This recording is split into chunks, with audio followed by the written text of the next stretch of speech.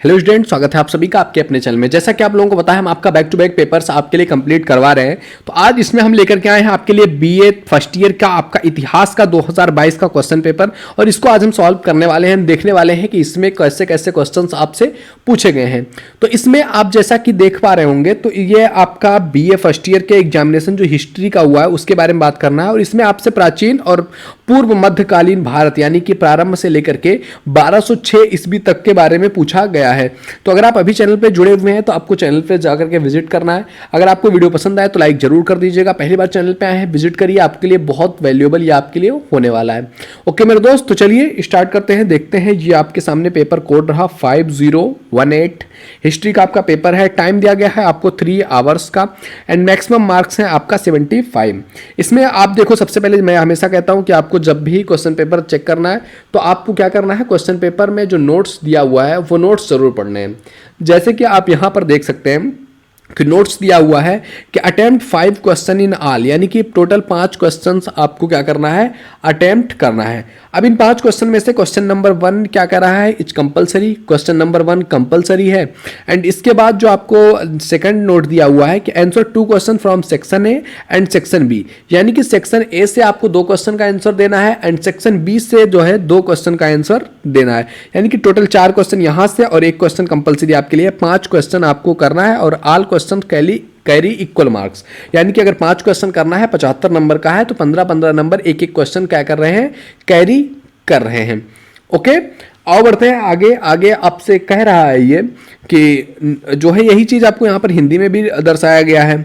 आगे बात करते हैं, इसमें जो क्वेश्चन नंबर 1 जो कंपलसरी है उसमें क्या कह रहा है आपसे कि right short note on each of the following in above 200 words, यानी कि लगभग 200 वर्डों में आपको क्या करना है, जो है परिभाषा देनी है, मतलब कि इस पर टिप्पणी लिखनी है आपको। तो आप यहां पर देख सकते हैं कि पहला जो क्वेश्चन है आपसे वो कह रहा है आपसे कि इतिहास की परिभाषा दीजिए। तो इतिहास क्या होता है दोस्त? अगर हम इतिहास के बारे में बात करें बेसिकली कि इतिहास क्या है, तो इतिहास हमें अतीत के बारे में जानकारी देने का एक बहुत महत्वपूर्ण क्या है, स्रोत है। हमें इतिहास से हम जान सकते हैं कि इतिहास से हम पुराने समय के बारे में, प्राचीन समय में क्या चीजें थी, कैसे थी, उनके बारे में हमें एक लिखित साधन प्राप्त हो जाता है। उसी को हम कहते हैं क्या, इतिहास है। ओके, दूसरा है आपसे पूछा गया है कल्हड़। कल्हड़ के बारे में पूछा गया है। कल्हड़ एक बहुत महत्वपूर्ण विद्वान थे जिन्होंने बहुत सारी किताबें, बुक्स लिखी हुई हैं, जिनमें कई सारी महत्वपूर्ण बुक्स भी है जिनकी वजह से कल्हड़ काफी फेमस हुए। अगला क्वेश्चन है आपके पास ऋग्वेद। तो ऋग्वेद जो है चारों वेदों में से सबसे प्राचीनतम ग्रंथ है और ये दुनिया का सबसे प्राचीनतम साहित्यों में आता है ऋग्वेद का नाम। ऋग्वेद अपने आप में एक अद्वितीय बुक है और इसमें बहुत सारी चीजें हमें देखने को मिलती है। इसमें हमें प्राचीन भारतीय संस्कृति के बारे में देखने को मिलता है, भारत के जो प्राचीनतम विरासत है उसके बारे में हमें जानने को मिलता है। अगला क्वेश्चन है आपके पास कि हिंदू धर्म के संस्कार, रिचुअल्स ऑफ हिंदू रिलीजन। तो हिंदू धर्म में कई सारे संस्कार होते हैं, जैसे कि आप देखोगे बच्चा पैदा होता है तो उसका जो है जन्म संस्कार होता है, उसके बाद धीरे धीरे शिक्षा के लिए संस्कार दिया जाता है, ऊपर जब आगे बढ़ता है तो उसका जो है दीक्षा संस्कार होता है, फिर उसका विवाह संस्कार होता है, अंतिम में आपका अंतिम संस्कार होता है। इस तरह के कई सारे संस्कार हैं जो कि हिंदू धर्म में निभाए जाते हैं। उसके बाद अगला है आपका ई नंबर का कि कलिंग युद्ध, बैटल ऑफ कलिंगा। कलिंग के युद्ध के बारे में बात करो कि कलिंग के युद्ध में अशोक ने क्या कैसे किया हुआ था, क्या अशोक का टर्निंग पॉइंट, वो उसके लाइफ का टर्निंग पॉइंट एक तरीके से आप कह सकते हैं कलिंग के युद्ध को, कि वो एक ऐसा टाइम पीरियड था जहां से अशोक का क्या हुआ, टर्निंग पॉइंट आया उसके जीवन में। तो कलिंग का युद्ध ये था। तो इस तरीके से ये 5 क्वेश्चन थे। इन 5 क्वेश्चन को आपको जो है कंपलसरी था, एंड सारे क्वेश्चन हैं जिस पर आप आसानी से 200 वर्ड लिख सकते हैं। तो इन 5 को आपको करना था, जिसके लिए आपको 15 नंबर दिया जाएगा। अगला आप देख सकते हैं सेक्शन ए यहाँ से स्टार्ट हो रहा है, जिसमें कह रहा है कि 500 वर्ड में आपको इसका क्या करना है, आंसर देना है। तो 500 वर्ड में आपको आंसर देना है किन्हीं 2 क्वेश्चंस का। तो आप देख सकते हैं सेकंड नंबर क्वेश्चन, लेकिन अगर ये देखेंगे second number question, third, fourth and fifth, इस तरीके से आप देखोगे तो 2, 3, 4, 5 यानी कि 4 क्वेश्चन है, जिनमें से 2 क्वेश्चन का आपको आंसर देना है। लेकिन आप देखो वो 2 क्वेश्चन क्या होने वाले हैं आपके, तो 2 क्वेश्चन होगा, ए नंबर का क्वेश्चन आप एक होगा और बी नंबर का क्वेश्चन होगा। यानी कि अगर आप एक क्वेश्चन करने जा रहे हैं तो आपको 2 क्वेश्चन करना पड़ेगा। जैसे कि दिख रहा है आपसे, evaluate the achievements of Chandragupta second. Chandragupta द्वितीय की उपलब्धियों के बारे में मूल्यांकन करो कि चंद्रगुप्त द्वितीय का क्या उपलब्धि रहा है, उसने अपने जीवन पीरियड में क्या चीज उपलब्धि हासिल किया हुआ है, उस चीज के बारे में आपको क्या करना है, डिस्कस करना है कि चंद्रगुप्त मौर्य की उपलब्धियां क्या रही हैं।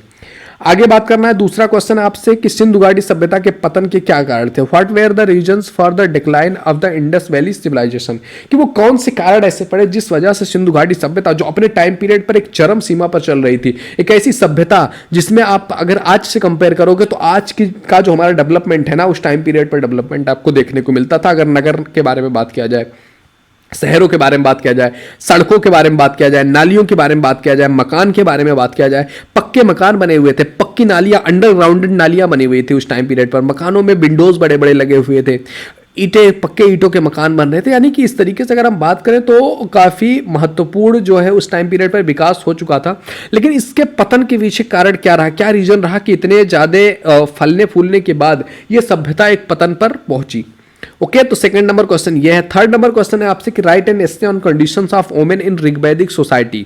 ऋग्वैदिक समाज में स्त्रियों की दशा पर क्या करना है, आपको एक निबंध लिखना है कि ऋग्वैदिक काल में, ऋग्वैदिक टाइम पीरियड में स्त्रियों की क्या दशा थी। तो अगर हम बात करें दोस्त ऋग्वैदिक काल की ना, तो ऋग्वैदिक काल में स्त्रियों की दशा काफी बेहतर थी। स्त्रियों को शिक्षा का, ज्ञान का, बाहर निकलने का पर्दा प्रथा नहीं था उस टाइम पीरियड पर, बाल विवाह नहीं था। मतलब स्त्रियों को जो है एक कह सकते हैं काफी अच्छी कंडीशन थी ऋग्वैदिक समाज में। अगला क्वेश्चन है आपसे give an account of attacks on India by Mahmud Ghaznavi. Mahmud Ghaznavi द्वारा भारत पर किए गए आक्रमणों का विवरण प्रस्तुत करो। तो देखो महमूद गजनबी ने भारत पर कई बार आक्रमण किया, सोमनाथ मंदिर पर आक्रमण किया, और इसके आक्रमण के बारे में अगर विवरण प्रस्तुत किया जाए तो इसका जो है मेन रीजन ही यही था कि हम इसको लूट करके जो भी सोना मिलता है सोमनाथ मंदिर से, क्योंकि वो सोने का मंदिर था, तो उसको ले जाएंगे गजनी में और हमारा गजनी क्या होगा, अच्छे तरीके से जो है फले फूलेगा।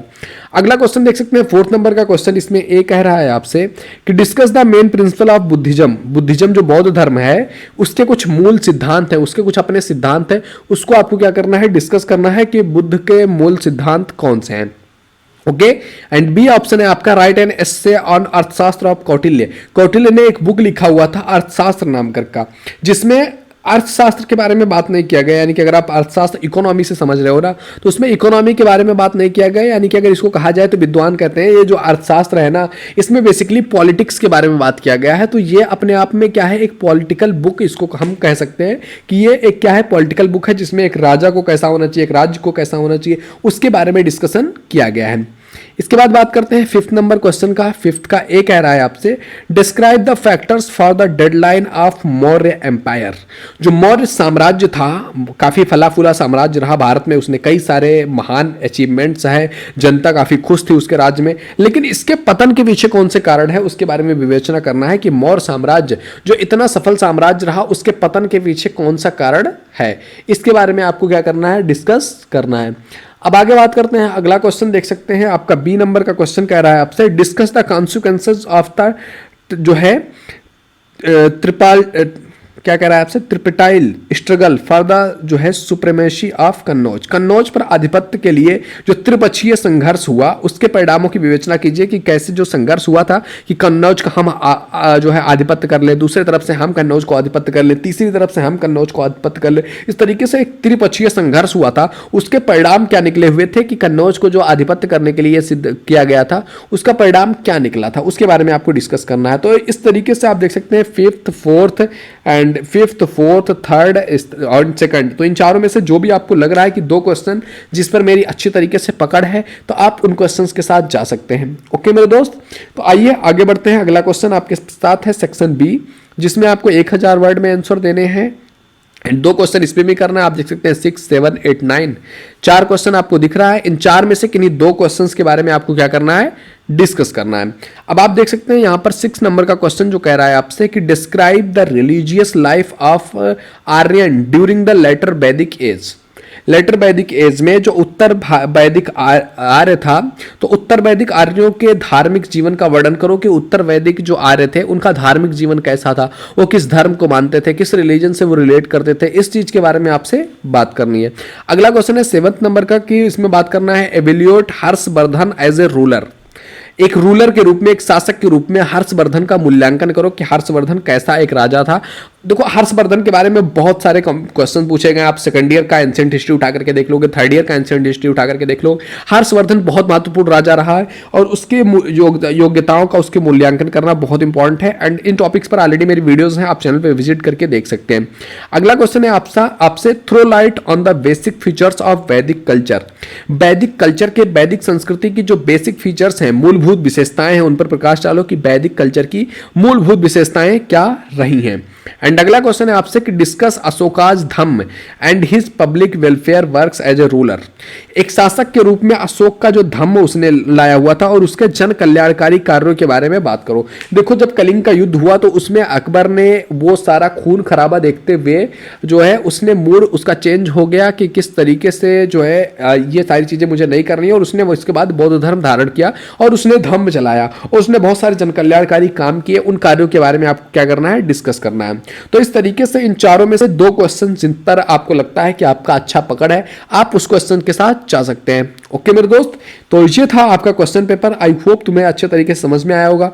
अगर वीडियो पसंद आए तो लाइक जरूर कीजिए। पहली बार चैनल पे आए हैं प्लीज विजिट द चैनल। अगर आपके एग्जामिनेशन नहीं हुए हैं तो आपके लिए काफी एग्जाम जो है हेल्पफुल होने वाले हैं। तो all the best for your exams. I hope ये वीडियो तुम्हें हेल्पफुल जरूर होगा। मिलते हैं आपसे अगले वीडियो में, तब तक के लिए जय हिंद, जय Bharat, thank you, bye bye.